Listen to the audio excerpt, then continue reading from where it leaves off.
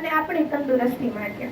पेड़ लगाओ, हवा शुद्ध बनाओ और बीमारियों को खुद से दूर भगाओ। હવે એના માટે થોડી ટેવો બદલવી પડશે, જેમ કે પ્લાસ્ટિકનો ઉપયોગ ઘટાડવો પડશે, વૃક્ષો ઉછેરવા પડશે, ધુમાડા રહિત વાહનો વાપરવા પડશે અને સૌથી મહત્વની વાત એટલે કે સ્વચ્છતા માટેની જવાબદારીઓ લેવી પડશે। ना काटो इन पेड़ों को, ये सांसें है जमाने की।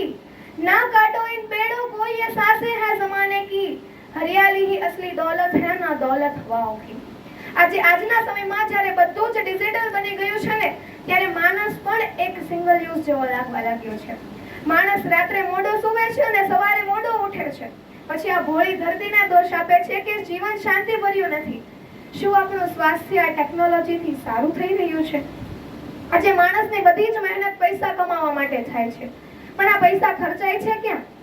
દવાઓમાં, હોસ્પિટલ્સમાં, ચિંતા અને તણાવ મુક્ત કરવા। મિત્રો, આપણે ભૂલી ગયા છીએ કે સ્વાસ્થ્ય એક નફો નથી, એક નફાકારક બુનિયાદ છે। પર્યાવરણ એ ખર્ચાળ યોજના નથી, એ તો આપણું ભવિષ્ય છે।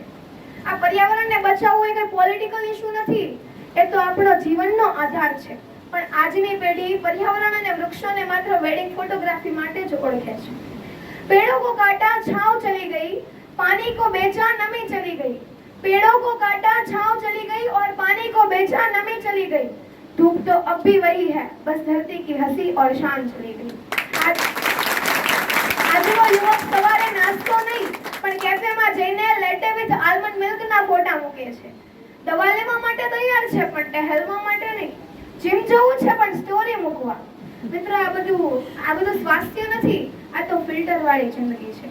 એટલે જ આજથી એસીમાં નહીં, છાયામાં બેસો અને સાથોસાથ ફિલ્ટર નહીં, ખુલ્લી હવા લો, કેમ કે આ કુદરત સ્નેપચેટ નથી, એકવાર ખોવાઈ જશે ને તો પાછું ક્યારેય નહીં મળે। તેથી જ આપણે આપણી જીવનશૈલીમાં થોડાક સારી ટેવો, થોડાક સારા ફેરફારો અપનાવવા પડશે, કેમ કે નાના નાના ફેરફારો જ એક સારું અને મહત્વનું પરિણામ લાવી શકે છે। હવા જો શુદ્ધ હશે તો શ્વાસમાં પણ ખુશ્બુ હશે, ધરતી જો હરિયાળી હશે તો જીવનમાં પણ ખુશહાલી હશે। Thank you. જય હિન્દ, જય